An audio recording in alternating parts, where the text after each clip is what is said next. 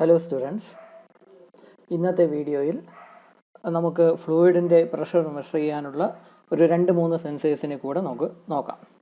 ഇത് എല്ലാം വളരെ സിമ്പിളായിട്ടുള്ള സെൻസേഴ്സാണ്. നമുക്ക് കാണുമ്പോൾ കുറച്ച് കോംപ്ലിക്കേറ്റഡ് ആയിട്ടുള്ള ഫിഗറാണ് എന്നൊക്കെ തോന്നും. പക്ഷേ ഇതിൻ്റെ വർക്കിംഗ് എല്ലാം വളരെ സിമ്പിളാണ്. ഈ ഫിഗർ വരയ്ക്കാനുള്ള ഒരു ബുദ്ധിമുട്ട് മാത്രമേ നമുക്കുള്ളൂ.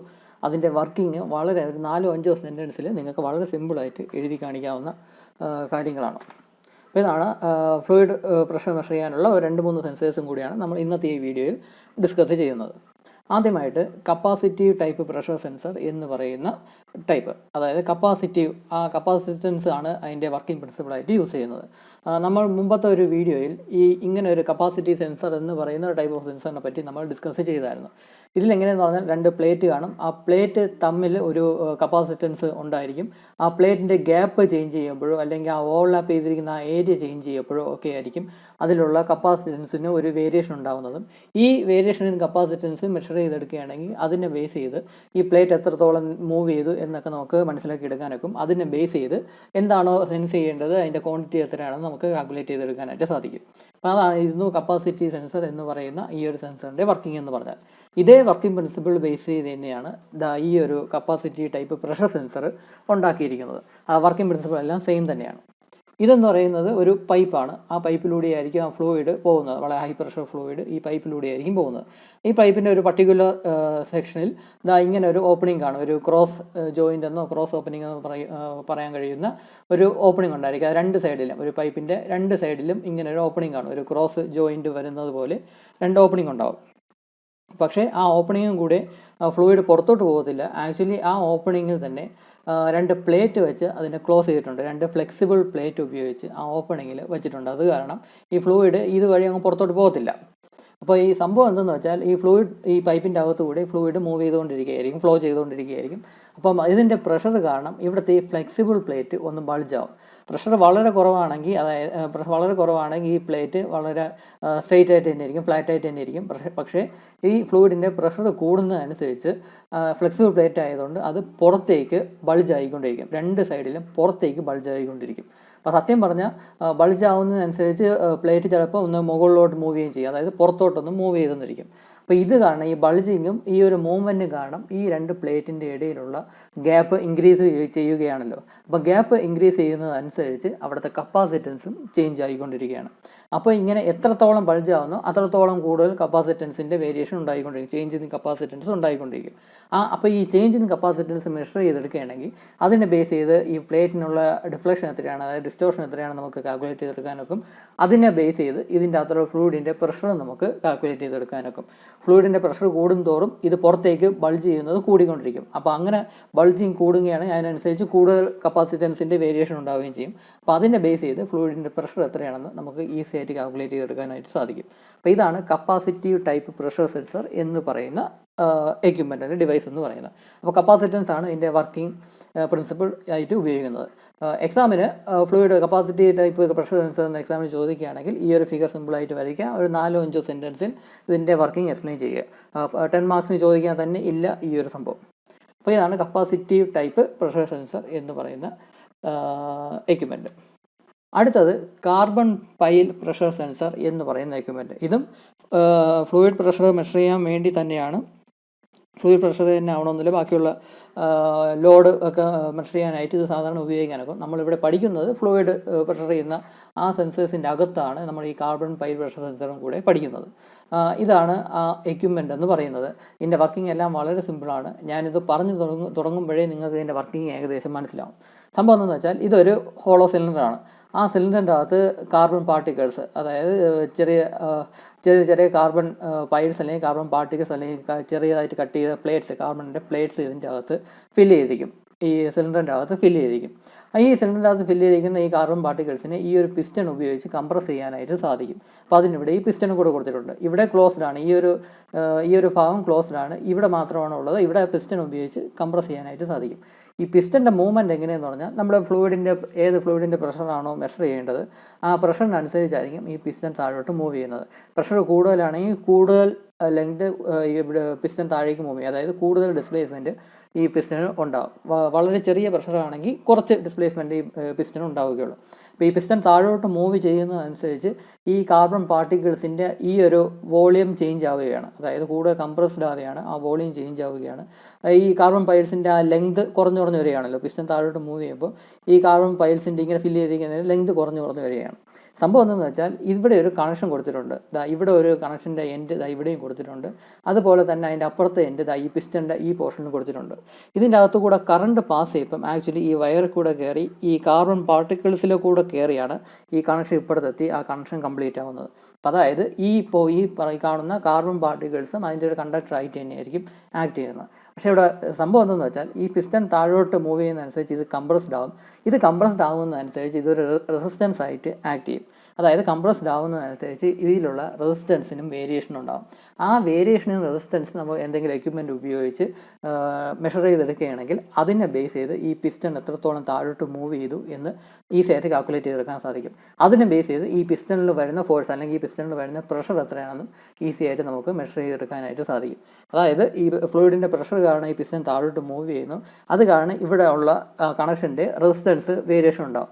ആ വേരിയേഷന് റെസിസ്റ്റൻസ് മെഷർ ചെയ്തെടുക്കാൻ സാധിച്ചാൽ അതിനെ ബേസ് ചെയ്ത് പിസ്റ്റൻ്റെ മൂവ്മെൻറ്റ് എത്രയാണെന്ന് നമുക്ക് ഈസിയായിട്ട് കാൽക്കുലേറ്റ് ചെയ്യാൻ സാധിക്കും. പിസ്റ്റൻ്റെ മൂവ്മെൻറ്റ് സത്യം പറഞ്ഞാൽ ആവശ്യമില്ല, അത് കാൽക്കുലേറ്റ് ചെയ്യേണ്ട ആവശ്യമില്ല, റീഡിംഗ് ഒന്നും ആവശ്യമില്ല. പക്ഷേ അത് ഉപയോഗിച്ച് ആ മൂവ്മെൻറ്റ് ഉപയോഗിച്ച് ആ പിസ്റ്റണിൽ എത്രത്തോളം പ്രഷർ വരുന്നു എന്ന് നമുക്ക് ഈസിയായിട്ട് കാൽക്കുലേറ്റ് ചെയ്തെടുക്കാൻ നോക്കും. ഈ കാൽക്കുലേഷൻ ഒന്നും മാനുവൽ അല്ല, അതിന് electronic micro controller micro chip എല്ലാം ഉണ്ട്,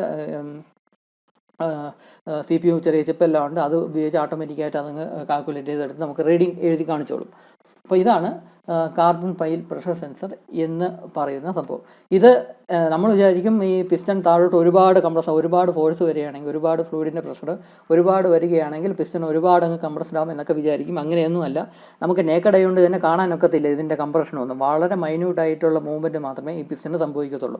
അപ്പോൾ ചെറുതായിട്ടൊരു മൂവ്മെൻറ്റ് ഉണ്ടായാൽ തന്നെ, ചെറുതായിട്ട് വളരെ ഒരു മൈക്രോൺസ് അത്രത്തോളമൊക്കെ പിസ്റ്റൺ താഴോട്ട് മൂവ് ചെയ്യത്തുള്ളൂ. അപ്പോൾ അത്രത്തോളം മൂവ്മെൻറ്റ് വരുമ്പം തന്നെ ഇതിൻ്റെ അകത്ത് റെസിസ്റ്റൻസിന് ചെറിയൊരു വേരിയേഷൻ ഉണ്ടാകും. ആ ചെറിയൊരു വേരിയേഷൻ തന്നെ മതിയാവും ഇത് കാൽക്കുലേറ്റ് ചെയ്യും. എത്രത്തോളം ഫ്ലൂയിഡിൻ്റെ പ്രഷർ വന്നു, എത്രത്തോളം പിസ്റ്റൺ താഴോട്ട് മൂവ് ചെയ്തു എന്നൊക്കെ കാൽക്കുലേറ്റ് ചെയ്തെടുക്കാനായിട്ട് ആ ചെറിയൊരു കംപ്രഷൻ തന്നെ മതിയാവും, ആ ചെറിയ വേരിയേഷൻ ഇൻ റെസിസ്റ്റൻസ് തന്നെ മതിയാവും.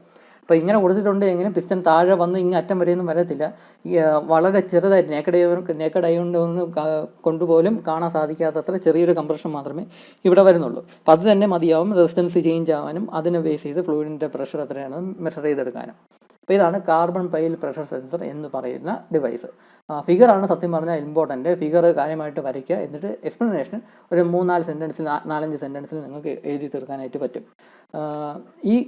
ഈ കപ്പാസിറ്റി ടൈപ്പ് പ്രഷർ സെൻസറും അതുപോലെ തന്നെ കാർബൺ പൈൽ പ്രഷർ സെൻസറും എല്ലാം രജപുത്തിൻ്റെ ബുക്കിൽ നിന്നാണ് എടുത്തത്. രജപുത്തിൻ്റെ ബുക്കിൽ തന്നെ ഫിഗർ കൊടുത്തിട്ട് ഒരു 3-4 സെൻറ്റൻസിലേ സംഭവം എക്സ്പ്ലനേഷൻ ഉള്ളൂ. ആ 3-4 സെൻറ്റൻസ് വായിക്കുമ്പോൾ തന്നെ നമുക്ക് ഏകദേശം മനസ്സിലാവും അതിൻ്റെ വർക്കിംഗ് എന്താണെന്ന്. ബാക്കി നിങ്ങളുടെ ഐഡിയ ഉപയോഗിച്ച് ഒരുപാട് എഴുതാനായിട്ട് സാധിക്കും. ഇതാണ് കാർബൺ പൈൽ പ്രഷർ സെൻസർ എന്ന് പറയുന്ന ഫ്ലൂയിഡിൻ്റെ പ്രഷർ മെഷർ ചെയ്യാനുള്ള ഡിവൈസ്. ഇനി ഒരെണ്ണവും കൂടെയുണ്ട്, ഫോട്ടോ ഇലക്ട്രിക് പ്രഷർ സെൻസർ എന്ന് പറയുന്ന ഒരു ഡിവൈസ്. ഇതും ഫ്ലൂയിഡിൻ്റെ പ്രഷർ മെഷർ ചെയ്യാൻ തന്നെയാണ് ഇത് ഉപയോഗിക്കുന്നത്. ഇതാണ് ആക്ച്വലായിട്ടുള്ള എക്യുപ്മെൻ്റ് എന്ന് പറഞ്ഞാൽ, എക്യുപ്മെൻറ്റിൻ്റെ മെയിൻ പോർഷൻ എന്ന് പറഞ്ഞാൽ ഇതാണ്. ഇതൊരു ബോക്സ് എന്ന് വേണമെങ്കിൽ പറയാം, അല്ലെങ്കിൽ ഒരു കമ്പാർട്ട്മെൻറ്റ് എന്ന് വേണമെങ്കിൽ പറയാം. ഈ ബോക്സിൻ്റെ അകത്ത് ആക്ച്വലി 3 സെക്ഷനുണ്ട്. ഇത് ഒരു സെക്ഷനാണ്, ഇതൊരു ഏരിയയാണ്, ഇത് രണ്ടാമത്തെ സെക്ഷനാണ്, ഇത് 3ാമത്തെ സെക്ഷനാണ്. അങ്ങനെ 3 സെക്ഷനായിട്ട് ഈ ബോക്സിനെ ഡിവൈഡ് ചെയ്തിട്ടുണ്ട്. ഇതിൽ ആദ്യത്തെ സെക്ഷന് ഇതെന്ന് പറയുന്നത് ഒരു മെംബ്രെയിനാണ്, ഒരു ഫ്ലെക്സിബിൾ മെംബ്രെയിനാണ് ഈ കൊടുത്തിരിക്കുന്നത്. ഫോഴ്സ് സമ്മിങ് മെമ്പർ എന്നൊക്കെ കൊടുത്തിട്ടുള്ള ഒരു ഫ്ലെക്സിബിൾ മെംബ്രെയിനാണ് ഈ ഒരു സംഭവം എന്ന് പറഞ്ഞാൽ. ഇത് ഫ്ലെക്സിബിൾ ആണ്, നമ്മൾ മൂവ് ചെയ്യും. ഇത് വഴിയാണ് ഫ്ലൂയിഡ് എൻ്റർ ചെയ്യുന്നത്. ഏത് ഫ്ലൂയിഡിൻ്റെ പ്രഷറാണോ മെഷർ ചെയ്യുന്ന ആ പൈപ്പിലോട്ട് കണക്ഷൻ കൊടുത്തിരിക്കും. ആ ഫ്ലൂയിഡ് ഇതുവഴി ഇതിൻ്റെ അകത്തോട് വന്ന് ഫില്ല് ചെയ്യും. അപ്പോൾ കൂടുതൽ പ്രഷറുള്ള ഫ്ലൂയിഡ് ആണെങ്കിൽ കൂടുതൽ പ്രഷറിലായിരിക്കും ഇവിടെ വന്ന് ഫില്ല് ചെയ്യുന്നത്. ഇവിടെ ഇതെന്ന് പറഞ്ഞാൽ ഒരു ഫ്ലെക്സിബിൾ മെംബ്രെയിനാണ്. അത് താഴോട്ട് മുകളിലോട്ട് മൂവ് ചെയ്യും. ഫോഴ്സ് കൂടും തോറും താഴോട്ടായിരിക്കും ഈ ഫ്ലെക്സിബിൾ മെംബ്രെയിന് ബൾജ് ആവുന്നത് താഴോട്ടായിരിക്കും. ഇതെന്ന് പറയുന്നത് ഒരു ലൈറ്റ് സോഴ്സാണ്, അതായത് മേ ബി ഒരു ബൾബ് എന്ന് പറയാം. ഇതൊരു ലൈറ്റ് സോഴ്സാണ്. ഈ ലൈറ്റ് ഇവിടെ നിന്നുള്ള ലൈറ്റ് ഈ വഴി ഇവിടെ ഒരു ഓപ്പണിംഗ് ഉണ്ടായിരിക്കും. ആ ഓപ്പണിംഗ് അല്ലെങ്കിൽ ആ വിൻഡോ വഴിയാണ് ഇപ്പോഴത്തെ സൈഡിലോട്ട് എത്തുന്നത്. ഇതെന്ന് പറയുന്നത് ഒരു ഫോട്ടോ സെൻസിറ്റീവ് ആയിട്ടുള്ള ഒരു കമ്പോണൻ്റാണ്. ഫോട്ടോ സെൻസിറ്റീവ് ആയിട്ടുള്ള കമ്പോണൻ്റാണ്. ഇതിൽ നിന്നുള്ള ഈ ബൾബിൽ നിന്നുള്ള ലൈറ്റ് ഇതിൽ പതിക്കപ്പോഴേക്കും അതിൽ നിന്ന് ഇലക്ട്രിസിറ്റി കറണ്ട് പ്രൊഡ്യൂസ് ആവുകയും അത് മെഷർ ചെയ്തെടുക്കാനായിട്ട് ഇവിടെ ബാക്കി എക്യുപ്മെൻറ്റ്സ് എല്ലാം ഉണ്ട്. അപ്പോൾ ഇവിടെ നിന്ന് ലൈറ്റ്, ഈ ബൾബിൽ നിന്ന് ലൈറ്റ് സോഴ്സിൽ നിന്ന് ലൈറ്റ് എമിറ്റ് ചെയ്യും. അത് ഈ ഒരു ഓപ്പണിംഗ് വഴിയായിരിക്കും ഈ ഫോട്ടോ സെൻസിറ്റീവ് എലമെൻറ്റിൽ വീഴുന്നതും അത് എത്രത്തോളം എമൗണ്ട് ഓഫ് ലൈറ്റ് ആണോ വീഴുന്നത് അതിനെ ബേസ് ചെയ്ത് അതിലൊരു വോൾട്ടേജ്, ചെറിയൊരു വോൾട്ടേജ് അത് പ്രൊഡ്യൂസ് ചെയ്യുകയും ചെയ്യും. കൂടുതൽ എമൗണ്ട് ഓഫ് ലൈറ്റ് ആണ് ഇതിൽ വീഴുന്നതെങ്കിൽ കൂടുതൽ വോൾട്ടേജ് ആയിരിക്കും അത് പ്രൊഡ്യൂസ് ചെയ്യുന്നത്. ആ വോൾട്ടേജ് എത്രയാണെന്ന് മെഷർ ചെയ്യാനായിട്ടുള്ള എക്യുപ്മെൻറ്റ്സ് ആണ് അതിന് പുറത്തോട്ട്, അതിനുള്ള കണക്ഷൻ പുറത്തോട്ട് എടുത്തിട്ടുണ്ട്, അത് ഉപയോഗിച്ച് മെഷർ ചെയ്തെടുക്കും. അപ്പോൾ കുറച്ച് ലൈറ്റേ ഇതിൽ വീഴുന്നുള്ളൂ എങ്കിൽ കുറച്ച് വോൾട്ടേജ് ആയിരിക്കും പ്രൊഡ്യൂസ് ചെയ്യുന്നത്. കൂടുതൽ എമൗണ്ട് ഓഫ് ലൈറ്റ് വീഴുകയാണെങ്കിൽ കൂടുതൽ വോൾട്ടേജ് അത് പ്രൊഡ്യൂസ് ചെയ്യും. ഈ ലൈറ്റ് ഇവിടെ നിന്ന് ഇപ്പുറത്തെത്തുന്നത് ഈ ഒരു ഓപ്പണിംഗ് വഴിയാണ്.